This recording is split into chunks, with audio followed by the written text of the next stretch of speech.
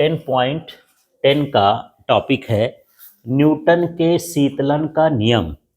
मतलब कोई चीज़ कितनी देर में ठंडी हो जाएगी ये बताता है। ठीक है, जैसे मान लीजिए आप जो है एक बर्तन में उबलता पानी जो है बाहर रख देते हैं खुले में।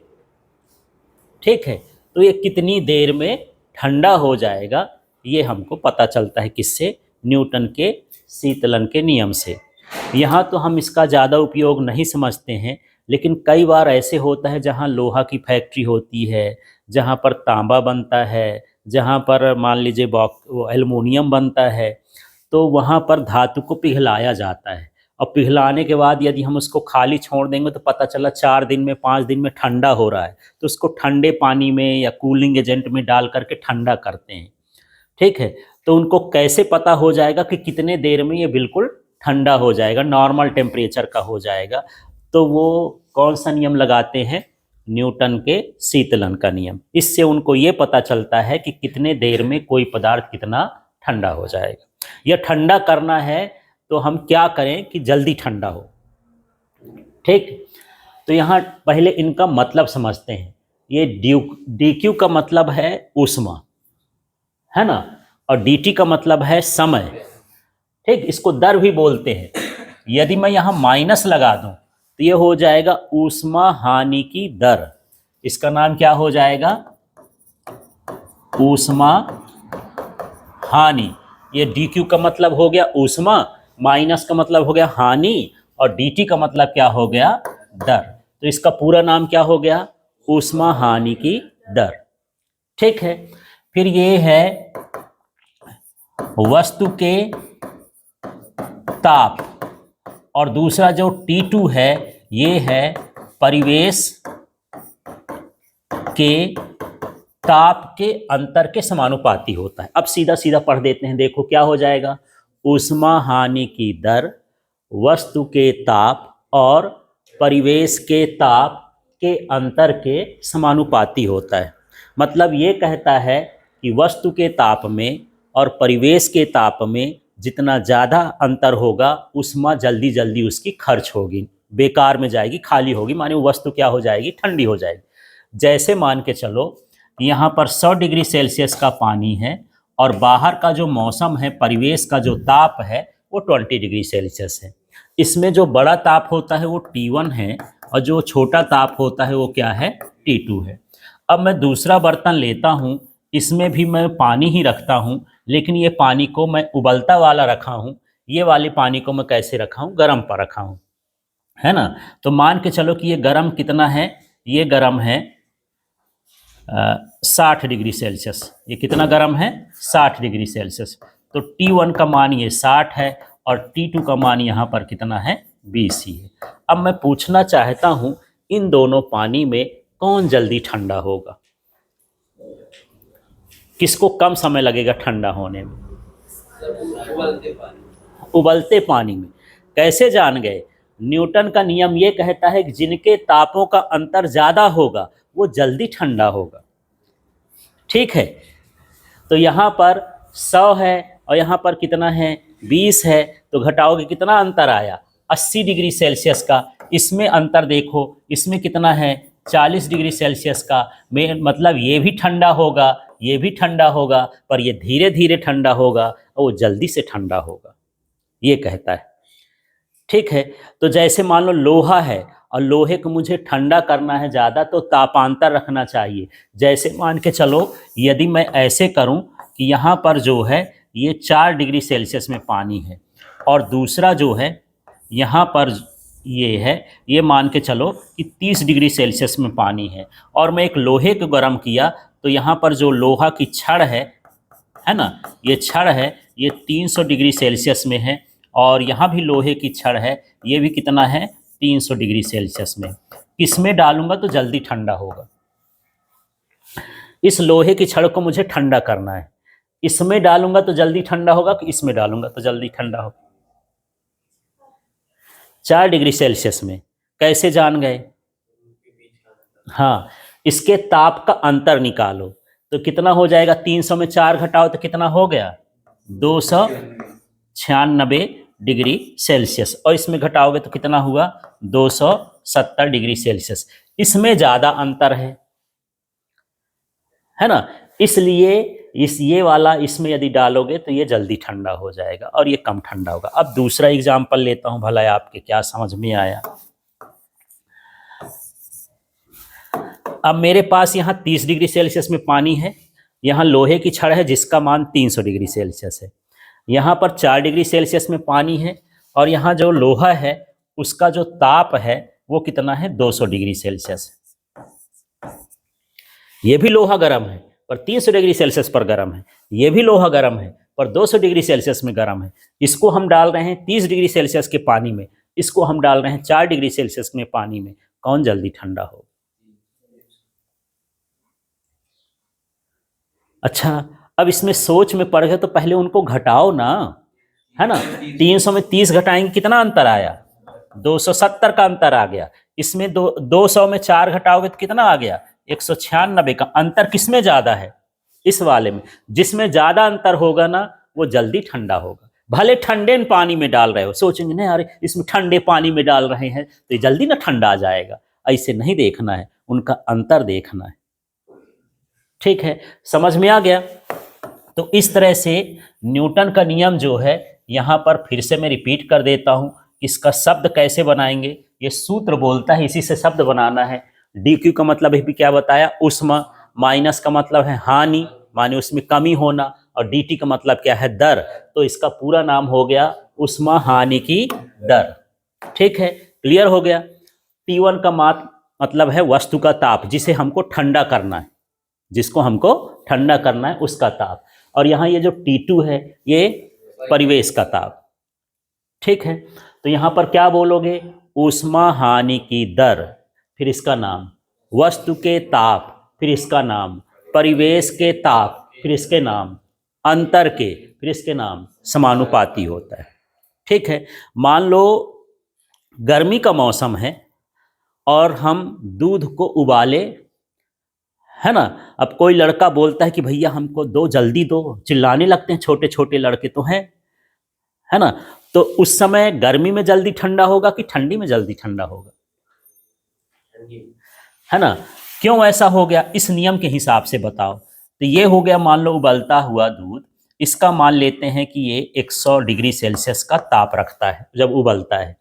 जब गर्मी होती है तो बाहर का ताप कितना होता है? 30 डिग्री सेल्सियस। ठीक है, ये किस मौसम के लिए है? गर्मी के लिए। और जब ठंडी होती है तो बाहर का ताप कितना होता है? 20 डिग्री सेल्सियस लगभग मान लो। तो अब मैं बोलूँगा कि गर्मी में ये जल्दी ठंडा होगा कि ठंडी में ज़्यादा ठंडा? ठंडी में होगा। क्यों होगा? कि यदि 100 में 20 घटाओगे तो इसका अंतर 80 आएगा, इसका अंतर 70 आएगा। जिसके तापों का अंतर ज़्यादा होगा वो जल्दी ठंडा होगा। बस इतना समझना है आपको। ठीक है, और यही कारण है कि अभी आपको ठंडी लग रही है, तो वजह क्या है? यही कारण है, यहाँ पर यही कारण है कि आपके शरीर से ऊष्मा निकल रही है। ऊष्मा हानि की दर कैसी हो जाएगी? अभी आपके शरीर का ताप है मान लो 37 डिग्री सेल्सियस, ठीक है। बाहर का ताप कितना है? 20 डिग्री सेल्सियस है। फिर हम गर्मी में आ गए, ये 37 डिग्री सेल्सियस शरीर का ताप, ये बाहर का माने सामान्य मौसम है तो 30 डिग्री सेल्सियस है। इसका अंतर निकालो, कितना होगा? 7 डिग्री सेल्सियस। इसका अंतर निकालो, कितना हुआ? 17 डिग्री सेल्सियस। हमारे शरीर से ऊष्मा जल्दी जल्दी निकलेगी। यदि हमें कपड़े अपड़े उतार दें और ऐसे खड़े हो जाएं तो ऊष्मा जल्दी हम जकड़ने लगेंगे। क्यों ऐसे जकड़ने लगेंगे? क्योंकि ऊष्मा हमारी खर्च होगी, हम ठंडाने लगेंगे, जल्दी ठंडा हो जाएंगे।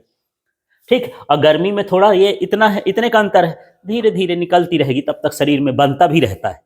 जिस हिसाब से शरीर में ये निकलता है उस हिसाब से ठंडी में नहीं बन पाती गर्मी, इसलिए हमको क्या लगती है? ठंडी लगती है। ठीक है, तो यहाँ पर भाषा समझ में आ गई। अब इसको थोड़ा सा और आगे बढ़ाते हैं, इसका सूत्र निकालते हैं। तो ये मैं लिख दिया आगे, माइनस डी क्यू अपॉन क्या हो गया? D T.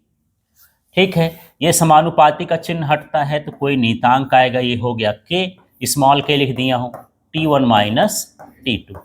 इतनी लाइन समझ में आ गई। जब भी कोई समानुपाती का चिन्ह हटता है तो नीतांक आता है ना, इसलिए यहाँ पर नीतांक क्या हो गया? के। अब यहाँ पर माइनस ये जो डी क्यू का मान है इसका मान होता है एम एस टी वन, और ये हो जाएगा क्या अपॉन में डी टी, और ये हो गया के T one minus T two. ये जो Q है ना, ये है वस्तु की ऊष्मा। Q का मतलब क्या है? हाँ, Q बराबर एम एस टी वन बराबर हो गया वस्तु की ऊष्मा। ये इसका सूत्र होता है। m माने वस्तु का द्रव्यमान कितना है, s माने उसकी जो ऊष्मा धारिता है वो कितनी है, और T1 का मतलब उसका ताप कितना है। ये सब का गुणा कर दोगे तो वस्तु की क्या आ जाएगी? ऊष्मा। तो Q को हटाएंगे, Q की जगह पर क्या लिख देंगे? MsT1। क्लियर हुआ है ना? अब इसमें हम एक काम करते हैं, यहाँ पर अब बचा क्या? ठीक है, तो यहाँ पर ये बच रहा है, बाकी चीज़ को हम पक्षांतर कर रहे हैं। ये मैं सिर्फ क्या ले रहा हूँ, थोड़ा यहाँ से देखना, यहाँ बहुत सारी कलाकारी होगी। यहाँ पर मैं लिख रहा हूँ dt1 अपॉन में क्या लिख दिया? dt। ठीक है, वैसे मैं इस t को भी हटा देता हूँ, यहाँ पर लिख देता हूँ t1 माइनस t2। ठीक है, थोड़ा समझो तो यहाँ गणित सिंपल से लगाना है, फिजिक्स नहीं लगाना है। इसमें से ये d लिखा है, ये d लिखा है, साथ में क्या लिखा है? t1। तो t1 क्योंकि जिसका मान बदलेगा वो इसके साथ, d जिसके साथ जुड़ जाए मतलब उसका मान बदल रहा है। m जो है उसका द्रव्यमान है, द्रव्यमान न घटता है न बढ़ता है, और जो ऊष्माधारिता होती है किसी पदार्थ की वो भी क्या होती? फिक्स होती है। तो ms अभी मैं नहीं लिखा, यहाँ से t1 माइनस t2 ये ऊपर है, पक्षांतर करूँगा तो नीचे आ जाएगा। उधर क्या बचा है अब बताओ, क्या बचा है? k। इस dt को भी नहीं लिखा ना, मैं इधर लिखा हूँ क्या? तो भेज देंगे तो क्या हो जाएगा? यहाँ आ गया dt। दूसरा देखो, यहाँ माइनस है, ये इधर माइनस लिखा हूँ क्या? नहीं लिखा हूँ। इस माइनस को भी हम कहाँ भेज दिए? उधर। ठीक है, अब क्या बचा है और लिखने के लिए? ms। ये कहाँ है? ऊपर, तो नीचे हो जाएगा ये क्या? ms। देखो, तो यहाँ पर सिर्फ पक्षांतर करना है, जो कैपिटल T वाले हैं सबको एक तरफ करना है, और जो अचा बचा कुछ अचड़ा कचड़ा है वो सब उधर छांट के रख देना है, डस्टबिन है उस साइड। ठीक है, अब यहाँ पर ये हुआ dt1 upon t1 minus t2। अब यहाँ पर मान लेंगे माइनस k dt। अब ये जबरी कैसे घुस गया इसको समझते हैं। k क्या था? नियतांक। द्रव्यमान भी क्या है? नियतांक। ऊष्माधारिता भी क्या है? नियतांक। तो तीनों नियतांक ही हैं, तो तीन तीन ठो कहे माने भैया, उनको एक ठो नियतांक बना दिए। क्या बना दिए हैं? k। मतलब ये है कि जो कैपिटल K है वो स्मॉल k बटे क्या है? ms का मान है, इस तरह से। ठीक है, अब यहाँ इसका हम क्या करेंगे? समाकलन। तो यहाँ हो जाएगा समाकलन करने पर। ठीक है, जब समाकलन करेंगे तो एक सूत्र होता है, समाकलन यदि 1/x हो तो इसका मान होता है log ex, यहाँ पर dx भी रहता है, ये सूत्र होता है। माने बटे में कोई चीज हो तो उसको कहाँ लिख सकते हो? log में, ये नियम रहता है। ठीक है, समाकलन का। अब मुझे इसमें बताओ कि क्या है बटे में? बटे में देखो ना, इसका क्या है? t1 minus t2। बस इसके पहले क्या लगाओ? log। तो ये क्या हो जाएगा इसका मान? log e, और ये हो जाएगा कोठे के भीतर t1 माइनस t2। जो बटे का है वो, जैसे इसका बटे में क्या था? x, तो log के साथ क्या आया? x। इसके बटे में क्या है? t1 माइनस t2, तो log के साथ क्या आएगा? tn माइनस t2 बराबर, ये जो माइनस k है तो इसको लिख देंगे माइनस dt का जो समाकलन होता है वो t होता है। समाकलन का मतलब छोटी छोटी चीज़ों का जोड़, तो छोटा छोटा टाइम जोड़ेंगे तो बड़का टाइम बन जाएगा, वो t हो गया। और एक नियतांक आ जाता है, प्लस में हम क्या लिखते हैं? c, और यही जो है न्यूटन के शीतलन का नियम है लॉग के फॉर्म में। ठीक है, तो इस तरह से आपको इसको डिराइव करना है। तो एक बार फिर से रिवाइज कर लेते हैं और इसके बाद फिर आप लोग इसको करके देखना। ठीक है, लिखने की कोशिश मत करना,